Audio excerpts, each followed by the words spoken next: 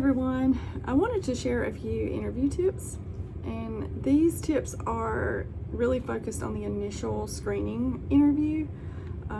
Typically for corporate or professional jobs, you will have a screening interview to see if you're a good enough fit for an on-site interview. So these tips are more for that interview process rather than the more formal interview. So first, research who you'll be speaking with. Most companies provide you with an agenda or some type of notification that has the person's name on it or email that you will be talking to. You need to look them up on social media, especially LinkedIn. They are doing the same thing to you. You need to understand their role in the company, how long they've been there, and how they may influence the hiring decision. Are they HR? Or are they the hiring manager? The questions that you ask need to be relevant to who you're speaking with. I recently did an interview with a guy, and he had no clue who I was and really what the company did. So as a side note, if you are seeking a more professional position, you must have a presence on LinkedIn. This is the first place a potential employer is going to look. You need to have connected with people in the industry that you're trying to enter.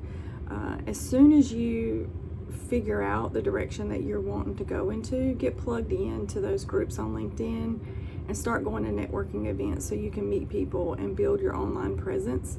Make sure you follow the company that you're interviewing with. Second tip is to be prepared to answer the tell me a time when questions. It's better to have stories that you have already thought about than to try to think of things in the moment. They're going to want to know how about a conflict that you had working in a team, time management, etc. So if you have no work experience, use stories from school, friends, or family interactions for these examples, and you need to be specific in your story. And finally, don't lie.